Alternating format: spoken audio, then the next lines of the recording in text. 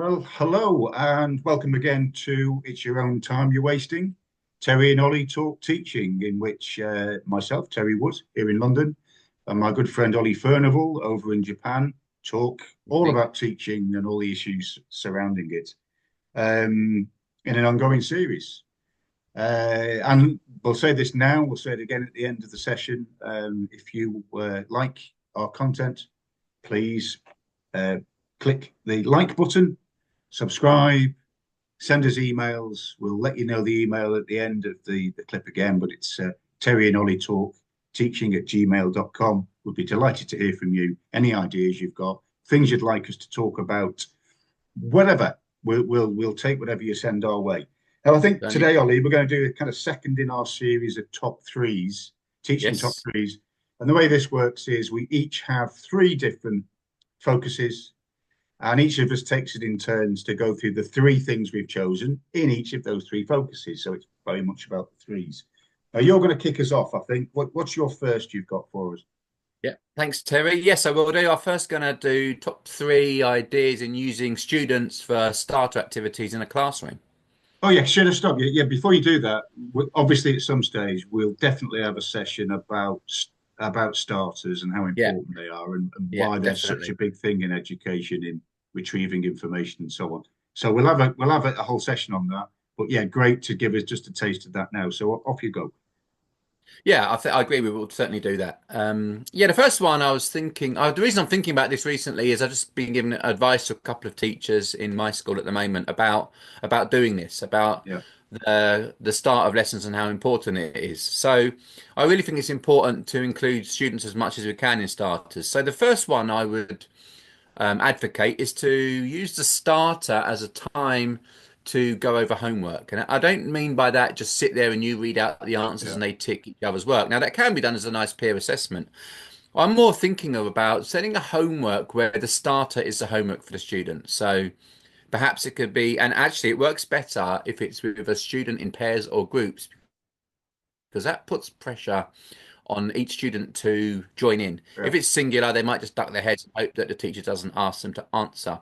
But if they're in a pair or group, it gives a little bit more responsibility, and most will take that on board. So I think it's really good to do a starter activity where students lead it, and it could be something. This really worked well for me, is getting the students to ask their family about whatever topic you're talking about. If so, I'm a citizenship teacher. What are their views on lowering the voting age, for example? So if we get students to do something like that for homework, parents then understand a little bit about the curriculum they're Yeah. doing. And then the starter is students leading a quick discussion on that, perhaps a vote on that as well. So the first tip is to get the starter linked to homework and make it student led on a reflection of something they've done at home. That could be a think, pair, share. As I said, it could be a quick post-it note stuck on the board, or it could be a let's have a quick vote whose parents or whose families said yes and no and reasons why. Yeah, no, it enhances the value and pressure to some extent in a nice way put on kids as far as homework is concerned. You know, because Yeah, sometimes it's seen as an added-on tick box, isn't it? yeah, But actually making it central to teaching the next step, start the next lesson is really a definitely. Yeah. really good idea. Great And stuff. we can Next one. Yeah, we can also do an episode on homework and at those points you raise. The next one is to make your starter a question where the students have to create questions. I'm really big into students creating questions. So Yeah, simple activity where you have a picture, a photograph from something you're about to study, yeah, and you just ask students, and you can have around the photograph, you can have the sentence starters, you can go from the who to the what, the why, and is really good because it's differentiated. You can have a quick um, a quick word of a student and say, okay, I want you to say, I want you to answer a could question or a should or a what if question, and that can follow nicely on the Bloom's taxonomy. I've used this a lot in starter activities, and those questions then. For the starter, you've got your bank of questions for the lesson, and that can actually help you as a teacher because you can then go off and think, "Oh, I hadn't thought about that," and you can get students to answer those questions as your first activity, or you could get students to challenge the answers that the students have given. You yourself can challenge as a way to push them more able or to push those thinking as well. And you can give students, the teacher can give students questions on this that they can choose from that initial starter brainstorm that they could perhaps go off and do some inquiry with as well. So yeah, just to summarize, get students to create questions Yeah. about a topic, a photograph, a visual that you're going to bring up in this unit or this lesson. Good. Good. Third Yeah. one, I would Oh, sorry. Go on. Go on. sorry, yeah, sorry. The third one, I would say a really good starter that gets students involved is to pose a question to the students that they are then going to inquire about in the lesson. And this is a really nice way of having a nice beginning, middle, and end of the lesson. So if you going back to the vote at 16, if you want to put that as your starter, you get the first student answer. You can then perhaps toll up the results in the class. You then investigate that topic, and then the key is here. You go back to the original question at the end of the lesson, and then you have that. That brings a nice plenary activity, or even a starter next week, next lesson about. Did you change your mind? Yes, no, why yes or why no? So get them to answer a question, and that helps to bring in prior knowledge that some might have that others don't have. It might bring in an interest in the topic that you don't know of. So as that starter, get them to answer, and you can just leave it there. Okay, here we are. 6 yes, 10 no, 4 maybe. Let's investigate. Let's go back at the end and see how if anyone's changed their mind. Yeah, lots of good ideas. I know it's something Thank you. you thought deeply about, and you train people on this. I always say to a lot of teachers, particularly when they're teaching, let's say from 15 upwards, so Mm. key stage 4, key stage 5, particularly when they're getting into sixth forms and they're 18 or even 19, um, give them a reason to get to your lesson early.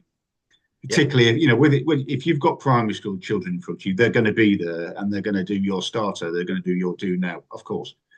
But when the older they get, the more they are going to be a bit tardy and taking their time, and within reason. The more adult in the way they move around the building, Sure. and giving them something that's in the first few minutes that's really really different or exciting or challenging Yeah. or fresh. Give them a reason to get there. Don't just Yeah. make it a punishment if they're not. But we'll come back to all of that. But Thanks. all great Just as you ideas, Ollie. just as you said that, yeah, I think some schools, depending on school you're at, you might have no time, you might have 5 minutes between lessons, so people might not all come at the same time. And just as you were speaking, I was thinking about the funks that I haven't done for a while, but we used to do, like, as you say, an interesting question that make them want to get there. Something like, what's heavier, night or day? There's no answer. It's not Yeah, even linked to your lesson, but it's just something that they can think about while you can yeah, set up the register, do your little bits and bobs if you've had no time between lessons. So yeah, thanks. Got me thinking on that. So brilliant. thank you. Over to your Right, over to three. my first one. I'm going to go for, we've kind of talked, haven't we, about why go into teaching in a previous session. And this kind of is part that adds to that. And we talked about when you first get there, what to do and not do, and the tricks of the trade. But my first one is mistakes not to make in the first few months, that first term, whenever you arrive Yeah. in the school. First one is, I'm going to say, punctuality. If you've come from a profession where you could switch the computer on, go to the water cooler or the coffee machine, have a chat with your colleagues, warm yourself in, eventually get to check your emails. Nobody's particularly on top. And again, I know I'm dealing in stereotypes a little bit because people work in offices and they work very hard to Sure. strict regimes. But that sort of life where nobody's really looking at you too closely if you're slightly late, as long as you're working hard and doing the job. You can't do that in the school. You've got to be in that classroom. Your kids cannot be left on the corridor causing mayhem for other experienced members of staff because you've decided to stay in the staff room for 2 minutes having a chat and a coffee. So Yeah. number one, your reputation will be in real trouble straight away, however bright-eyed and bushy-tailed you are. If other people are dealing with your kids on the corridor because you're not getting there on time. So there's number one. Very good. Two, I've got to say, don't, even if you are highly qualified, highly enthusiastic, and energized about delivering your own subject and going into departments, don't be the big, I know better than you. Don't be the big know all. If you don't like the way things are being done, you don't like the way subjects are being delivered, you don't like some of the conversations that are happening around pedagogy and all of that, you need to keep it to yourself initially. Wait until you're well established and then start introducing your voice in staff meetings, departmental meetings, and so on. Nobody will thank you for trampling over their long, hard fought methodologies Yeah. in the classroom, even if you're right, and you may well be, but bide your Yeah. time. And finally, it would be don't rush to get too much involved in the extracurricular or social life of the school straight away. Get used to being in that classroom, establish yourself in the classroom, get solid in there, get the routines working and the expectations, and then start to maybe branch out. If somebody comes to you in the first term and says, we're doing this thing, do you want to get involved? Great. But don't go out of your way, I would suggest, certainly in that first term, to branch out too quickly. You're about the classroom, establishing yourself there, and showing your colleagues that you know what you're about. I've seen some teachers that just want to, and it's a good intention. They want to Yeah. immerse themselves in the whole life of the school and the community, but just hold back a little bit. So they'd be my three. Any Yeah, thoughts? I think they're really interesting. I think your two and three. I'll actually go into those a little bit different angle in my next set. But yeah, it's really interesting how schools are their own communities, and you're new, and it's interesting how you got to settle in. Going to your first point on punctuality, I think probably you can't explain how key that is Yeah, to have your lesson be there. Now, sometimes in my career, I've really prided myself. I work in a school at the moment where there's time between lessons, and you've got to be ready and waiting for the students. But if something goes wrong, and it has done in mine in a corridor, you're breaking up an argument or whatever, just being a minute or two late for class can throw the whole lesson in. Right, you're chasing back on that time because the kids aren't settled, you're flustered, you haven't got your resources in order. I think unless you've got something like a really good starter, just being a little bit late to class, especially when you know you've probably let down a member of staff as well, then that can ruin the whole lesson. So I think that's vital what you said there. Okay, so for my second set of three, it's all about being part of a department. So this could be joining a new department as a new teacher or as an experienced teacher who's just joined a new school. So my three tips are, well, the first one I think is probably the most important is you've got to set good standards. You've got to meet deadlines and you've got to show that you're reliable. There will be crunch times in the school year where you're going to have to do moderation, you're going to have to get report grades and comments in. And if you go to meetings unprepared, you might get away with it once if you're new, or there are sometimes good reasons, of course, for health or outside issues. But if you start getting reputation as someone who doesn't turn up prepared, then you're going to put out your colleagues and you're going to find it maybe hard to kind of really have a firm place in that department. So my first piece of advice is make sure when you go to meetings you are ready because other teachers will all do the work and they'll expect you to be able to moderate, etc. with them. And that might even mean it's a very busy job, of course, but it might even mean the night before you've got to put something you're going to do to one side and get that done because I think that will really hold you in good stead. The second piece of advice in being part of a new department is to engage in initiatives. Now, of course, I totally agree with what you said. Don't go in all guns blaring and saying, I'm going to change everything. I'll come to that in the next point. But make people in your department know that you are happy to play your part. Now, this could be something like a team teaching activity. Maybe your department's got a subject day once a year. Don't be afraid to join in and make teachers know or let teachers know that you're part of the team. So, sometimes in departments I've been part of or I've um, coordinated, you can see the teachers who kind of stand back and they're the ones who might want to wait for them to be called out. So I would say really take a step forward at the appropriate time and join in. So if there's a subject day, even to start with, you just play a small role, but get involved. And thirdly, I'd say be open to the ideas of others. yeah, Kind of building on what you said earlier, each school has its own quirks, has its own history, and you will walk into a department maybe with teachers who you've got more professional experience in, but they're going to know that school better. yeah, Each school will have its own ways of doing things. Some will know this inside out. They will know exactly what goes on towards the end of term. They will know exactly how to deal with the grade 8 geography class. So don't be afraid to ask. Just the little things where some material is or some way of getting something done quicker.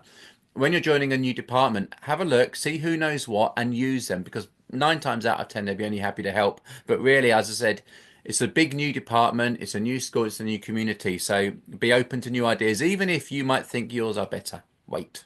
Yeah, I think that last point made me think that we're tending to talk, aren't we, about people that may be new to the profession, but often, of course, you're Yeah, going to get a promotion or you're just going to move sure. schools and you may have been teaching for many years.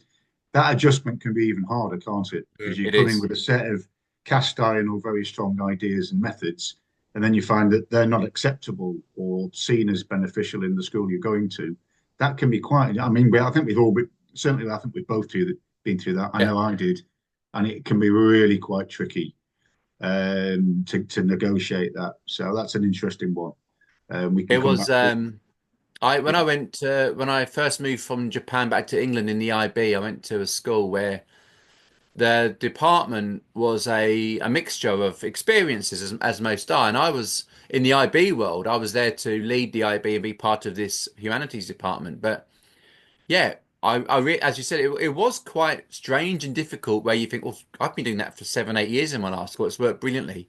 They do it completely differently. And I remember even leaning on like quite a new teacher who'd only been, I think he's only 1 or 2 years into the job, but he knew the ways of that department better than me, even though I'd been teaching by that time 15 odd years. So yeah, swallow a bit of pride and just say, yeah, yeah, okay, you know this school, you know how to sort out the year sevens on this corridor at the moment. I'm going to follow, and I think that's just a good way to go forward. yeah. Good. Cool. Right. And your next step?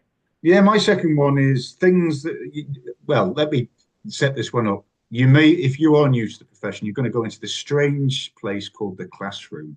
It might be very, very different than, even though we all went to school and we all remember classrooms from our childhood, Sure.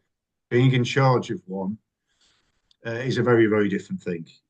Believe me. And of course, unfortunately, and this is often a difficulty, some teachers don't get a classroom because they've got to be itinerant around the school. Most Yeah. schools in most countries will tend to have a departmental base or a classroom for most teachers. I think it is hard for those that never have a permanent home and have to got to perambulate around the building. You never really Terrible. set up a base, and Yeah. that can be difficult. But most teachers at some stage will have to set up a classroom. So it's about those things. I'm going to start with wall displays. Now, I know this has become a grey area in employment terms simply because nobody wants teachers, certainly in the secondary sector, normally spending forever putting wonderful wall displays up of children's work and posters and all sorts of interesting things to enliven the environment based on a particular subject. And therefore, it's become frowned upon, hasn't it, that we use that time to do so. We should be marking and setting lessons. Sure. But there's a compromise somewhere along the way. Mm. You can find people that with the skills inside the school that can help you, but it is worth doing. I mean, I see the full range. Of course, I go to primary school classrooms, which are just wonderful environments. I mean, the amount of effort put into making these spaces their homes, the home from home for those children, Yeah. with displays that help them with their work and that teachers can refer to, and the book corner and the architecture corner, and it's just the beautiful, beautiful spaces in which everything has been thought about and to inspire the children. I don't think secondary teachers can ever quite reach that level, but you can try. And there are ways. It's a skill. It's a skill that I was okay with, not the best. There were people that were much better than me, and there were people that didn't put any interest or effort into it at all. I do go to some classrooms even today, 2024, and I think, oh my God, it's like a burst cell. It's Yeah. soulless. Yeah. So again, it's something we can come back to, but you know, Definitely. it does have an impact. Children will teach, by and large, I think you'll find children will teach places that are already nice. They'll Yeah. treat them with respect. If a Yeah. place is already a bit stark and dull and battered around the edges, they'll not treat it with the same level of respect. Would you agree? 100%. 100%. Yeah, go on, sorry. No, just saying actually it's something that I'm looking into with my school secondary at the moment. We our walls need a real going over. And I was actually in a meeting about something else and it came up recently. So I totally agree. I always when I taught a lot more and I had my own room, I was the worst at the artistic thing, but I always just covered the walls in student work because, as you say, Yeah, color, a bit of ownership, I think it's vital, vital. yeah, absolutely. And my second was kind of a carry on from that, kind of bleeds into the next thing, which is to make your classroom as litter free as you can. Particularly, you're getting a series of classes coming in throughout a day. Pick Yeah, those half broken plastic pens up and the scraps of paper and whatever else it might be. Make that effort. Again, it goes to the same point. If children come in and see a place that's littered and chairs turned over and generally untidy, they're not going to make an effort to improve that or to reach a right, certain standard. I mean, I was so long in the classroom, obviously 27 years in the classroom, that by the time I was finishing, I was kind of obsessive about it. I couldn't leave any single thing on the floor without picking it up. And I wanted to set a certain tone. It started to crowd my thinking out, thinking right. about an untidy classroom. I couldn't deal with it. So I'm even at home now. I'm scrupulously tidy, and I think it came from a lifetime in classrooms and needing to defend that space and to make it as tidy as possible. That's second. And thirdly, a little different music. Yep, Music. I'll often go and watch, do an assessment of music teachers, secondary, and they're great teachers, great music being taught, great levels of musicianship, high technical level of teaching and learning. Kids, because by the time kids have opted into GCSE and A level English, they tend to be heavily into music and very, very good yeah, at it. And I'll get to the end of the hour and say, wonderful teaching, great kids, great learning. Didn't hear any music. Didn't hear it. interesting. Didn't hear any music. Why is there not music playing to inform what's going to be part of the lesson? If it's Yeah, Baroque, you're looking at Baroque music as they come in. Fill the space with music the way an art interesting. teacher would fill the space with art. And it's amazing. And getting away from music, just soothe. I mean, obviously, I go to a lot of special schools where music is played to soothe the children, primary Yes, schools too, to set a tone, to set a mood, to bring, because we know that music, without, we're yeah, not the experts on this, but we know it can have very fundamental impacts on our mood. yeah. And music can be used really well within the classroom to make them inviting and calming and just great spaces to be. And it's amazing how many people are almost kind of frightened of going that way because they think somebody next door is going to say, some more experienced teacher is going to say, can you turn that music down while we're Mm, listening to music in geography? It's nonsense. What do you yeah. think about that? Oh, 100%. I was in a actually noticed very recently we got a an art teacher who's yeah, typical art room, very nice, got all the art around it. And I went in the other day just doing a walk around and there was music on. Yeah. I thought, oh, nice. Yeah, we don't get it as much as we should do. I think it's really important. I did it the other day. I was teaching. I do a lesson called IB Core, and one of the approaches to learning in the IB is thinking skills, and I was teaching creative thinking. Use your imagination to solve a problem. And so I said, like John Lennon. And of course, I knew they wouldn't know who John Lennon is. So I was playing up to that. But when they got in groups, I just put Imagine on by John Lennon. Half was because I like the Yeah. songs as a bit of an excuse. But I think we don't do that enough. And I think that's really important. I used to do it a lot more than, as I'm not in a classroom as much anymore, but I do a big activity called silent debate where they have to and do the debate in silence and go round and then we discuss. And I used to do music when they did that because just the silence in the room, it was just something to take away the pure silence. But I haven't done it enough. But I totally see how that can just form a nice atmosphere in the classroom. Going back to tidiness, well, I'm afraid I think, quite well known for having the Mm. most untidy desk Maybe, maybe. as a teacher. Kids loved it. Ugh, how long's that can of Coke been there? Yeah. But Yeah. it's vital in my school at the moment.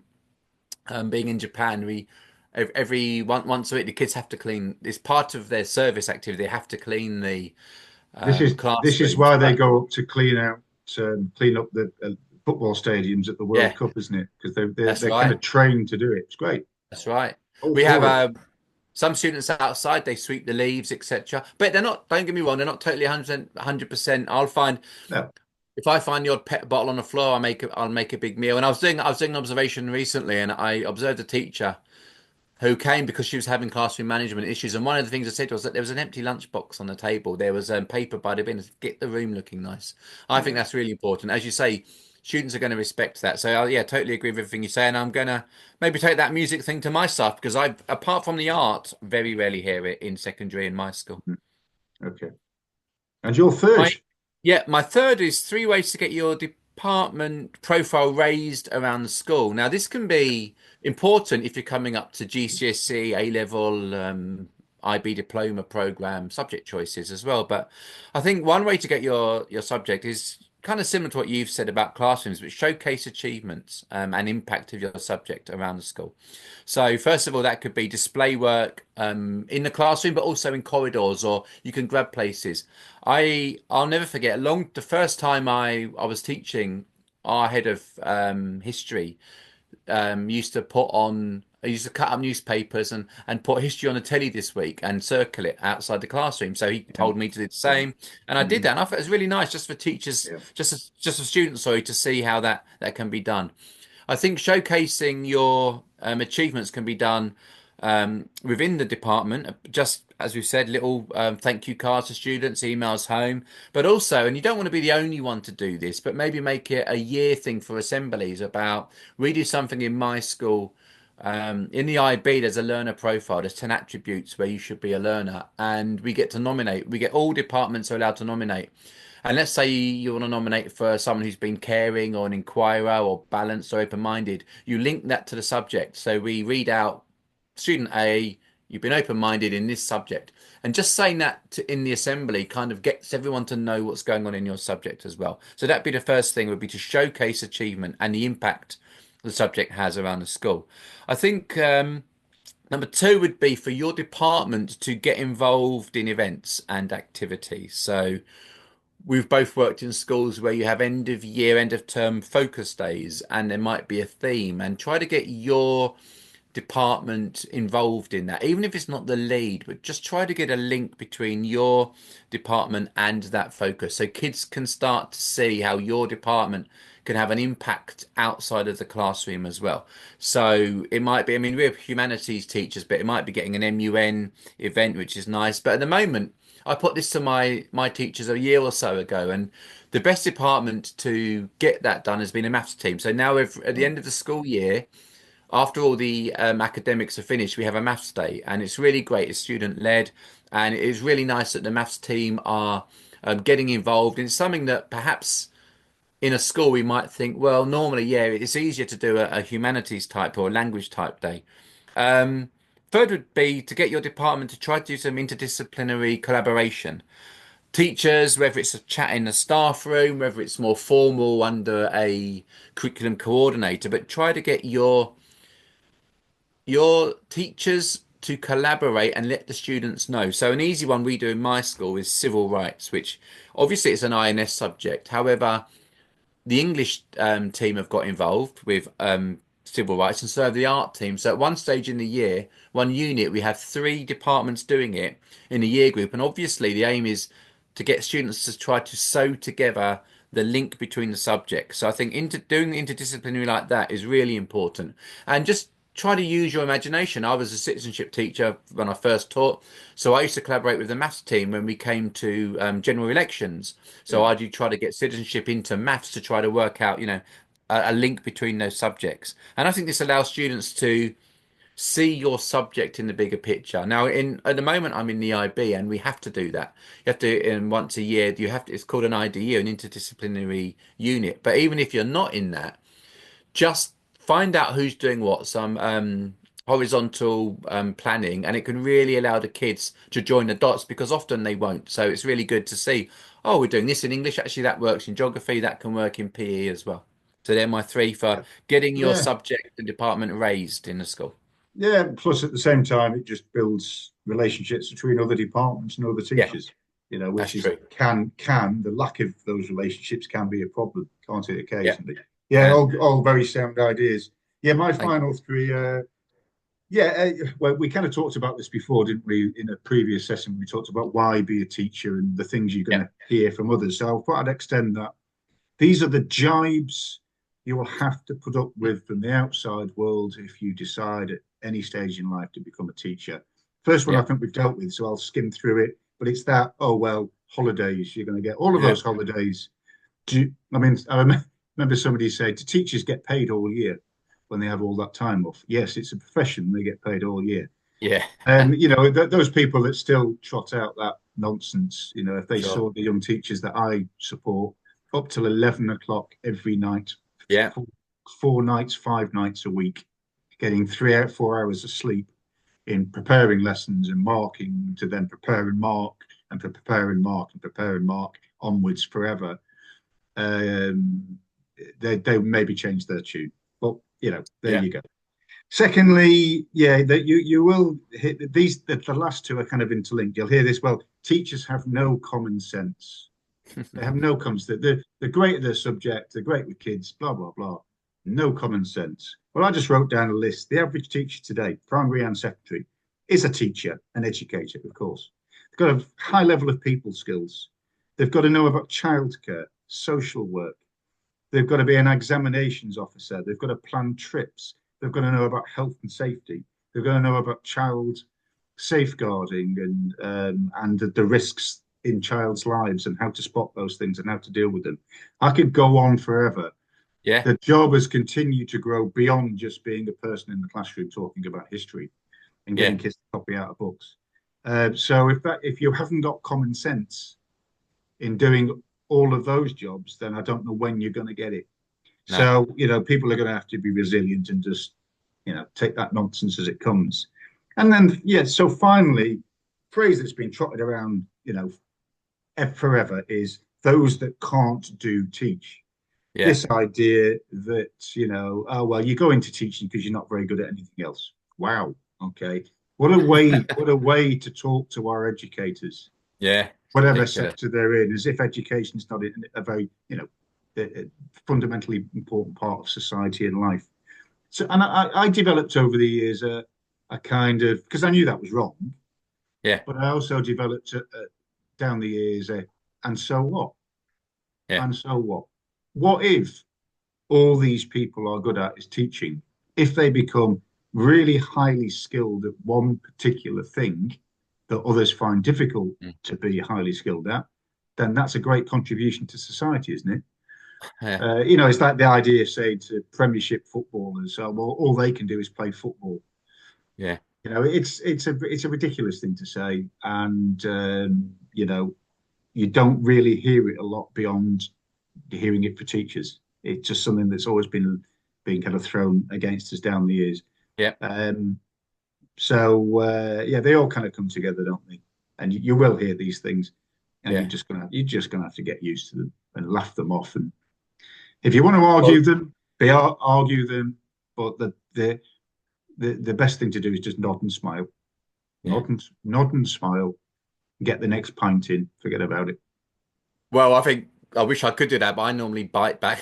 I know my Yeah. friends wind me up, and I know it's tongue in cheek, but yeah, I mean, what annoys me is when you go, okay, yeah, we get the holidays, but as you say, we're up till 11 o'clock marking, then there's the conversation's ended. They don't acknowledge that. My mates, it's not, oh, right, it's just, oh, then they've made their point and they think that's it then.